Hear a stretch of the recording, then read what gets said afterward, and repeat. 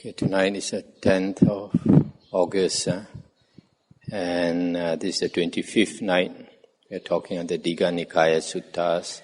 Tonight we come to the second last sutta, sutta number 33, Sangiti Sutta. Sangiti means chanting together. Thus have I heard. Once the Lord was touring in the Mala country with a large company of about 500 monks. Arrived at Pava, the Mala's capital, he stayed in the mango grove of Chunda the smith. Now, at that time, a new meeting hall of the Malas of Pava, called Ubattaka, had recently been built, and it had not yet been occupied by any ascetic or Brahmin, or indeed by any human being. Hearing that the Lord was staying in Chunda's mango grove, the Malas of Pava went to see him.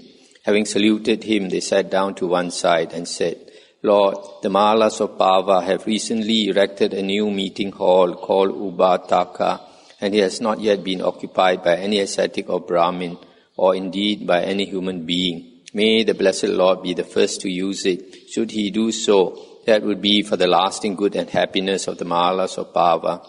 And the Lord consented by silence. Noting his assent, the Malas rose, saluted him, passed out to his right, and went to the meeting hall. They spread mats all round, arranged seats, put on a water pot and an oil lamp, and then returning to the Lord, saluted him, sat down to one side, and reported what they had done, saying, whenever the Blessed Lord is ready. Stop here for a moment.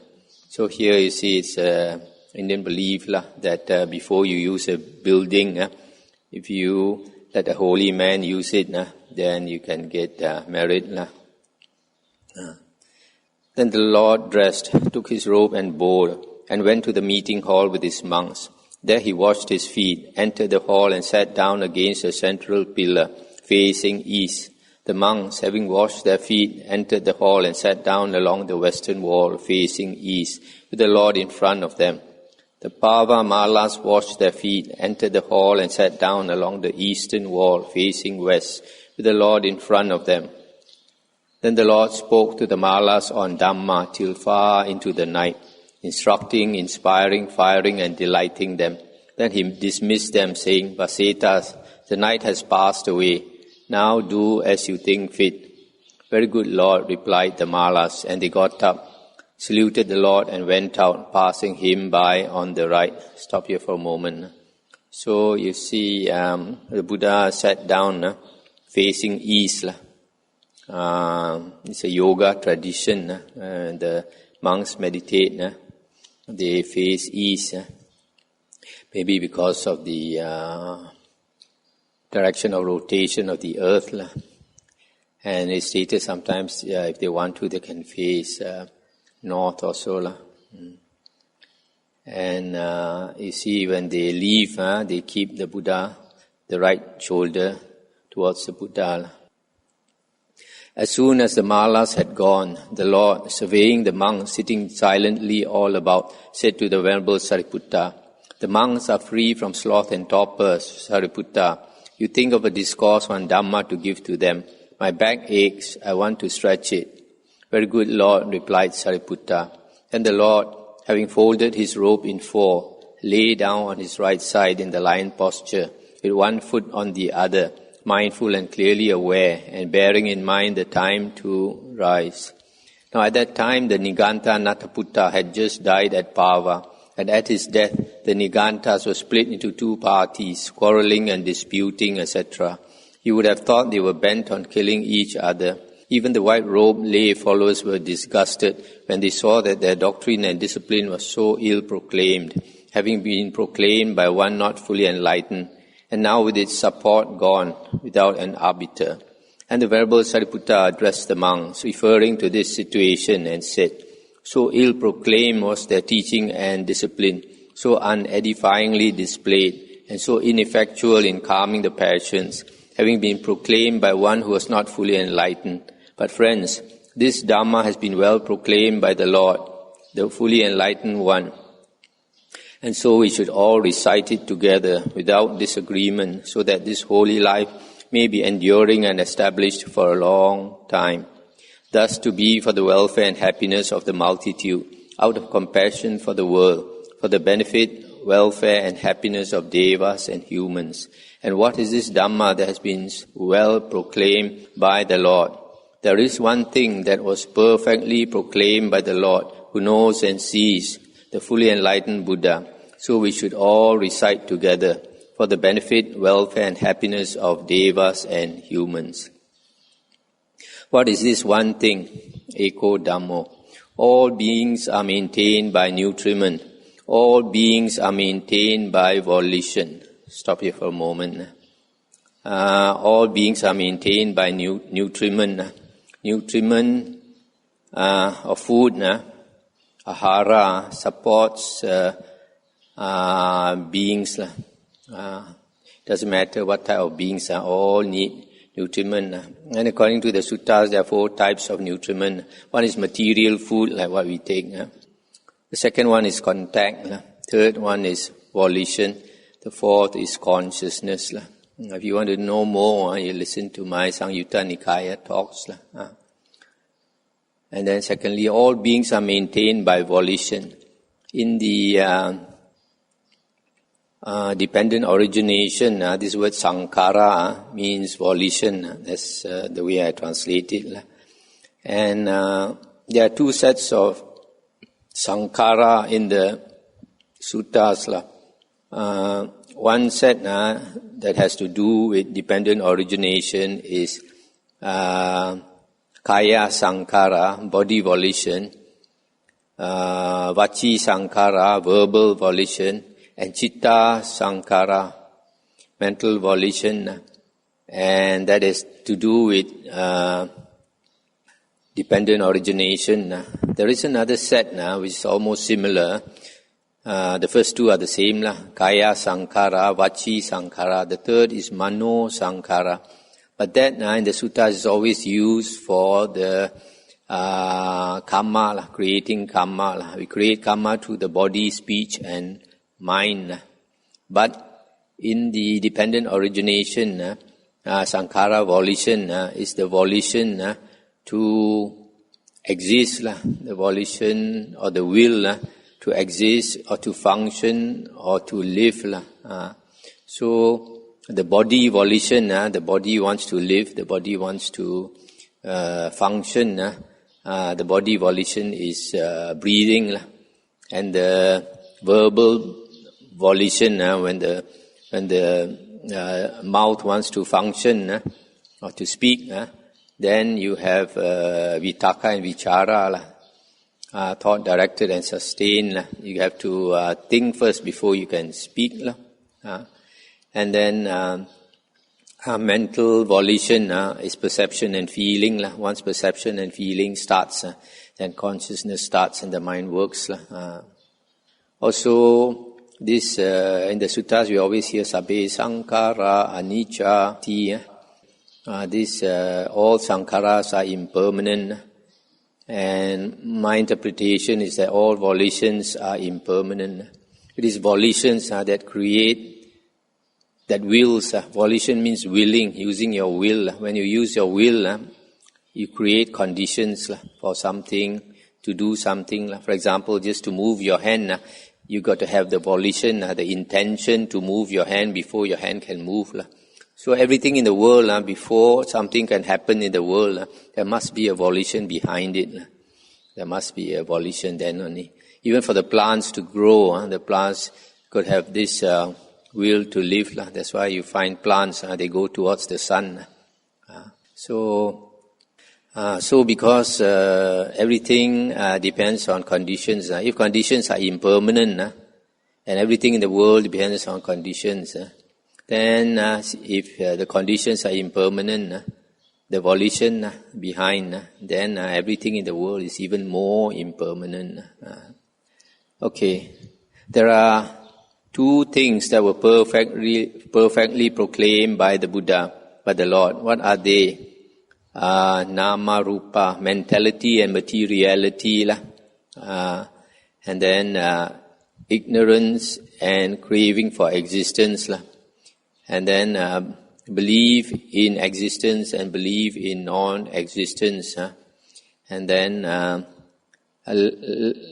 lack of a sense of shame and lack of fear of wrongdoing.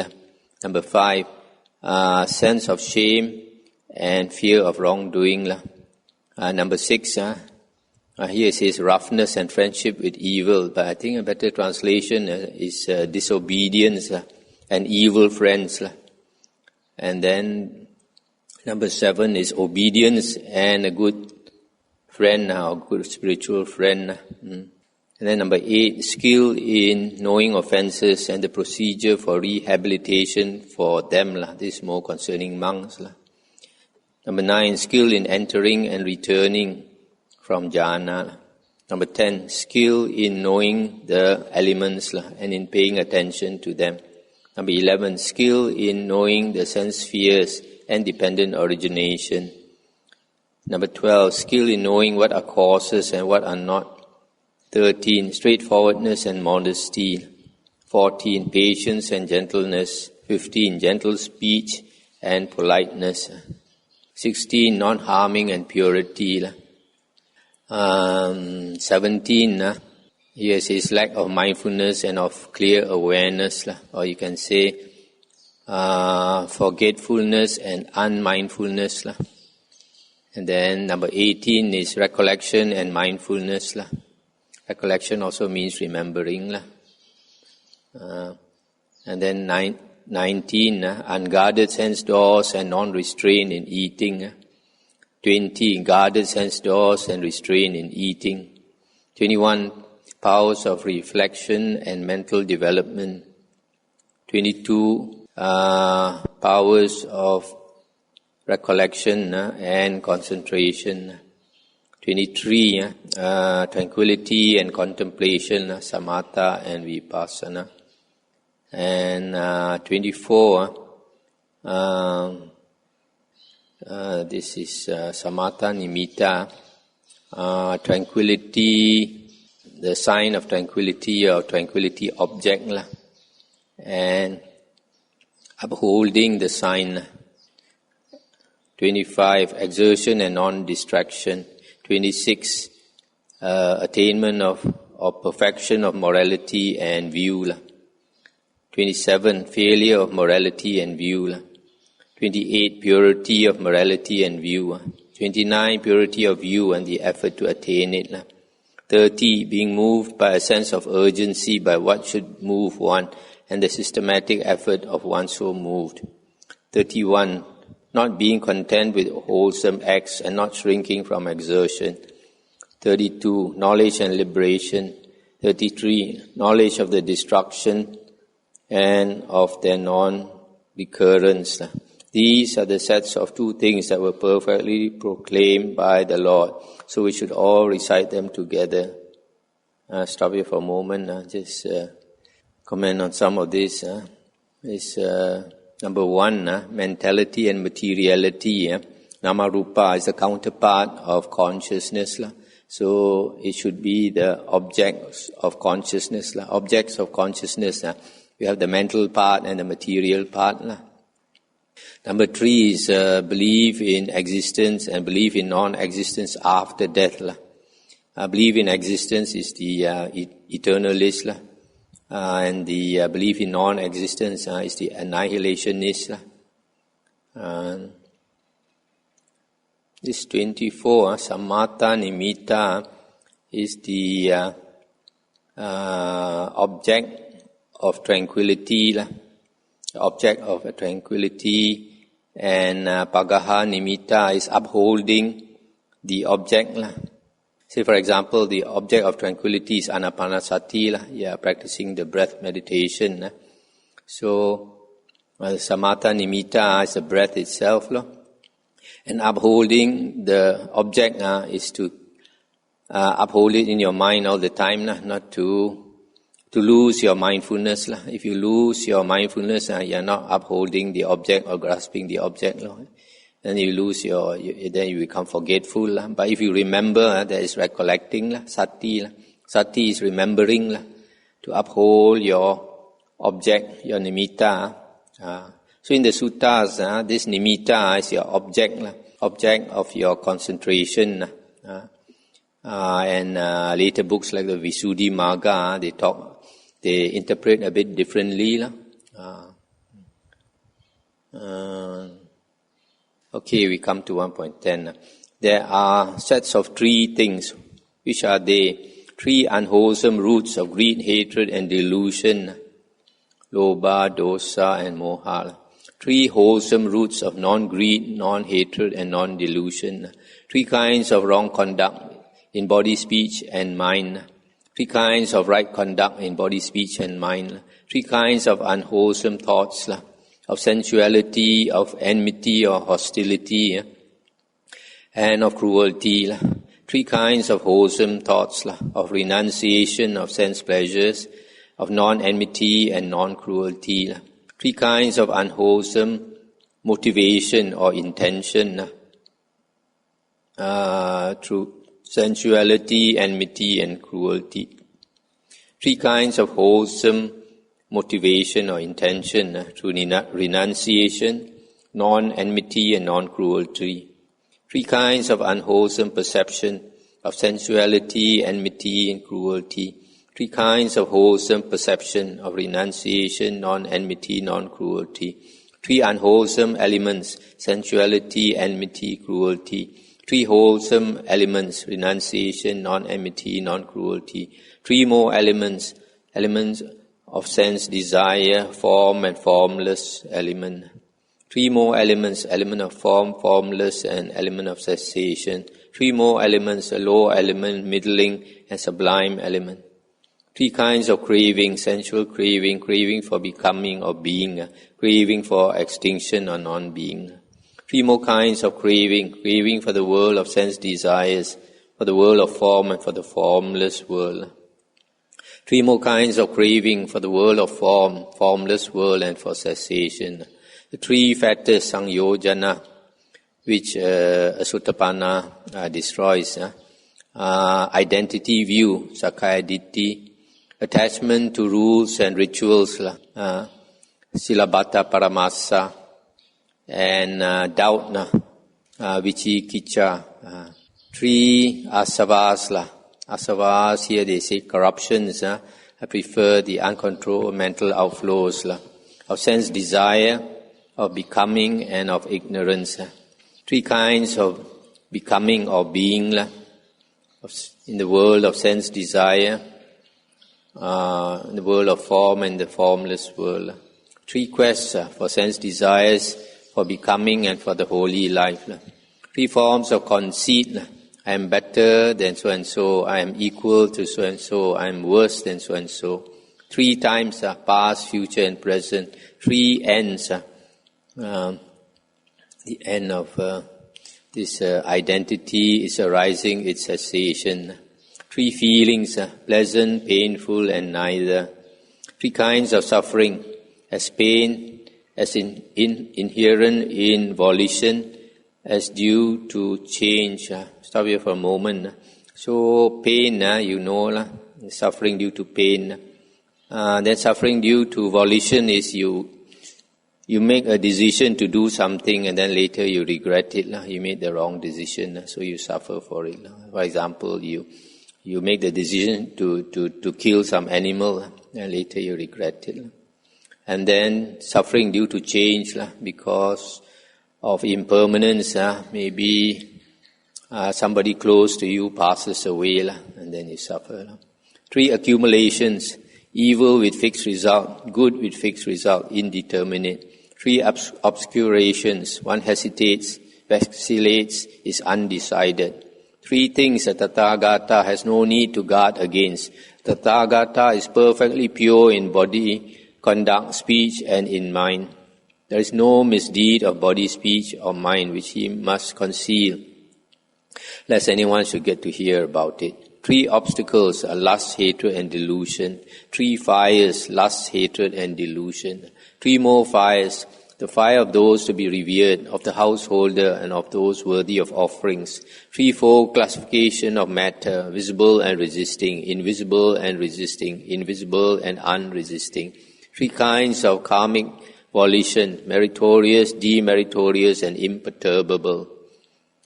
This imperturbable normally refers to the fourth jhana and above. Three persons, the learner, non-learner, and the one who is neither. Learner and non-learner are Aryans. So the one who is neither is the ordinary person, Putu jhana. Three elders, an elder by birth, because according to age, in Dhamma and by convention. Person elder in Dhamma, person who is more advanced in the Dhamma. And then by convention, for example, a person has become a monk longer. So he is elder because of the number of vasas he has. Three grounds based on merit, that of giving, morality and meditation. Dana, Sila, Bhavana. Three grounds for reproof are based on what has been seen, heard or suspected.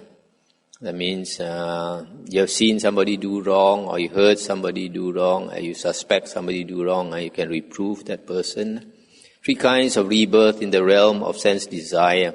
There are beings who desire what presents itself to them and are in the grip of that desire, such as human beings, some devas and some in states of woe. There are beings who desire what they have created, such as the devas who rejoice in their own creation. Nimana Rati, heaven, this is the fifth level, sensual desire, heaven. There are beings who rejoice in the creation of others, such as the devas having power over others' creations. Paranimita Vasavati is the highest heaven, the sixth heaven in the sensual desire realm. Three happy rebirths. There are beings who, having continually produced happiness now, dwell in happiness, such as the devas of the Brahma group. This is the first jhana, plane.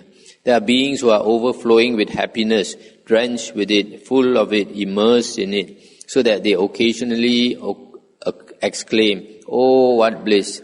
Such as the radiant devas, Abhasara. This is the second jhana, heaven. There are beings immersed in happiness who, supremely blissful, experience only perfect happiness, such as the lustrous devas, Subhakinna. This is the third jhana, heaven. Three kinds of wisdom, of the learner, non-learner, and one who is neither.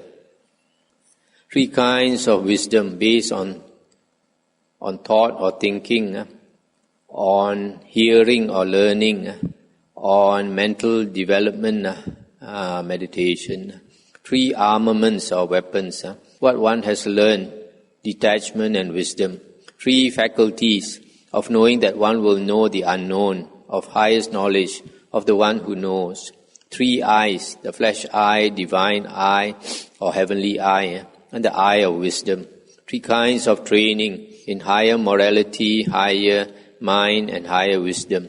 Three kinds of development of the body, kaya, bhavana, development of the body, of mind and of wisdom. Stop here for a moment. I think last year or the year before, we went through the suttas. There was one place, I'm not sure, I don't quite remember where, but it talks about the develop in body and develop in mind. And if I remember correctly, one who is developed in body, when pleasant feeling arises, it does not invade his mind and obsess it. And the one who is developed in mind, when unpleasant feelings or painful feelings are experienced, it does not invade his mind and obsess it. If I remember correctly.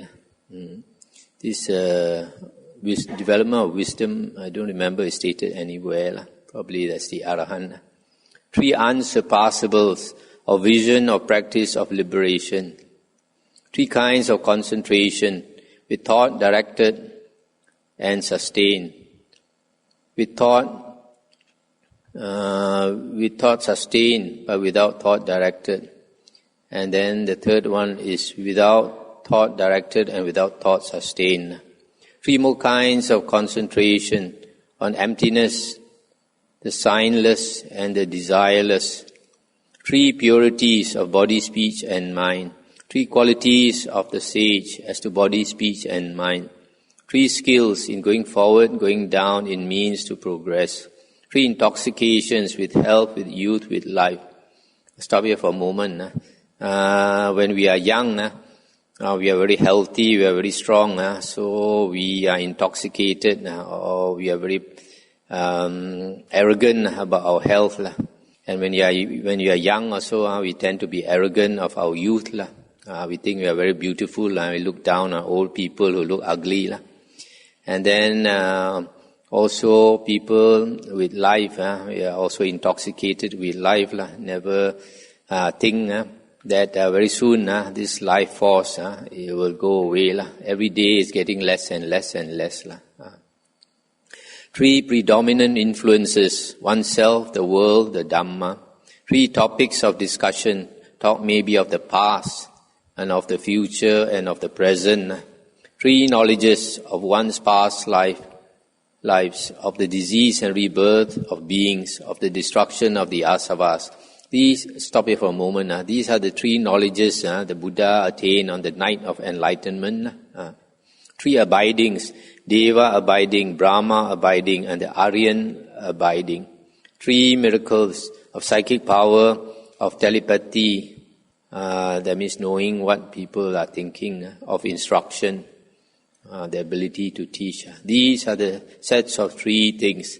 So should all recite together. I stop here for a moment. Anything anybody want to discuss? If I go too fast, you may not have the chance to discuss.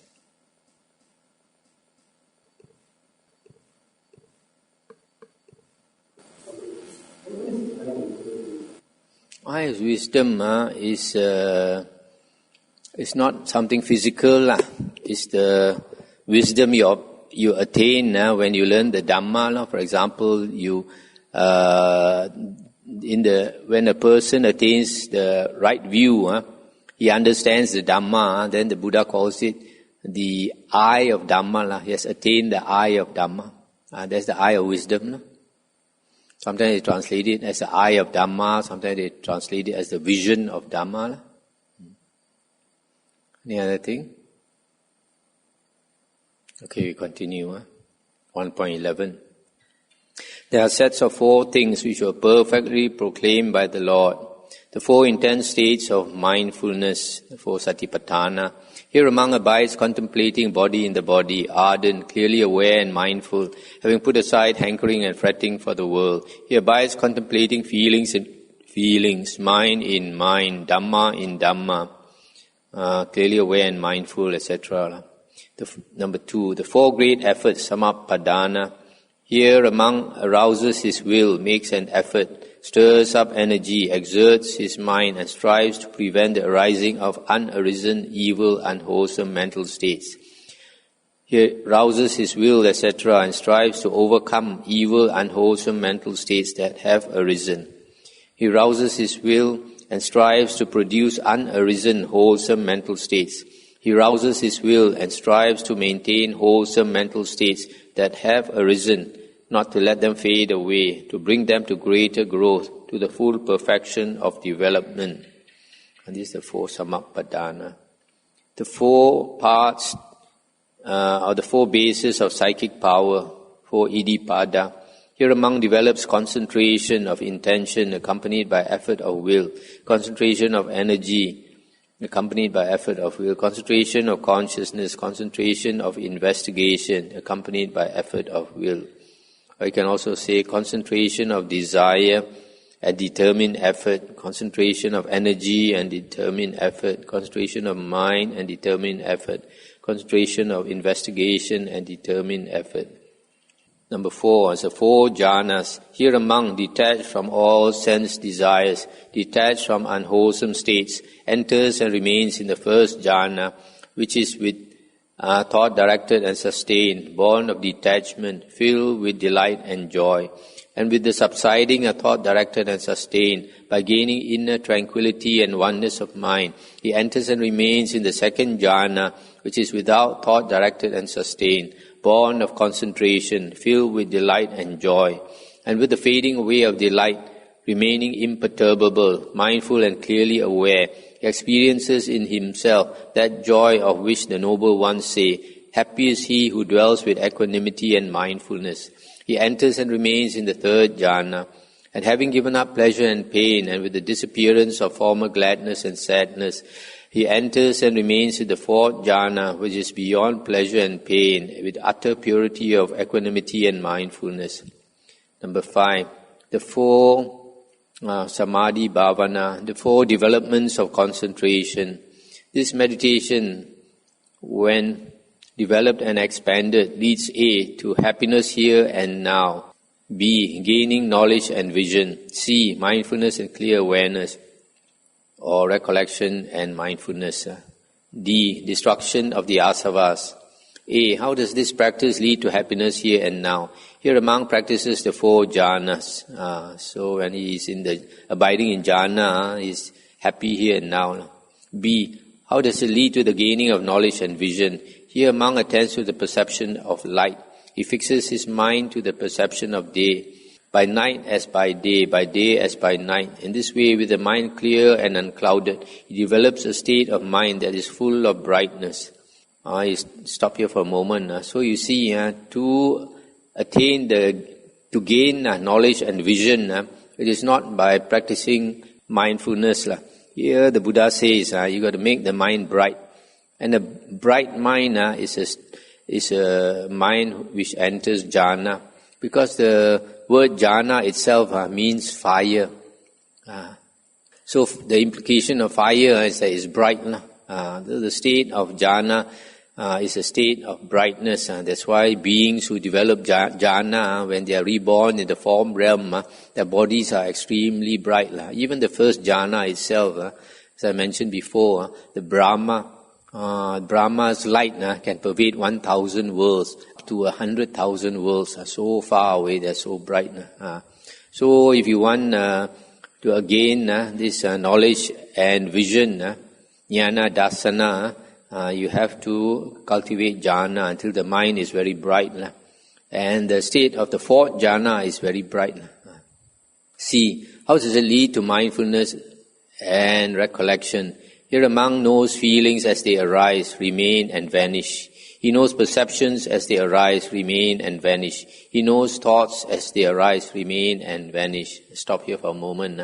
So to practice sati sampajanya, sati is recollection or a specific mindfulness.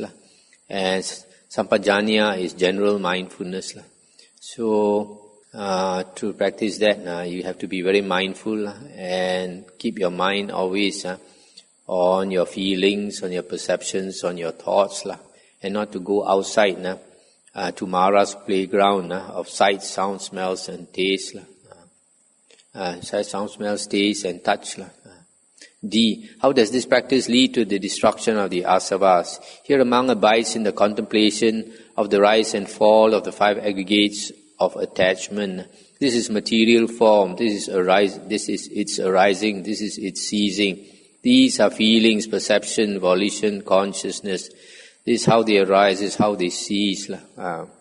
So to attain liberation, we have to constantly understand the 5 khandhas, the 5 aggregates that we attach to, form or body.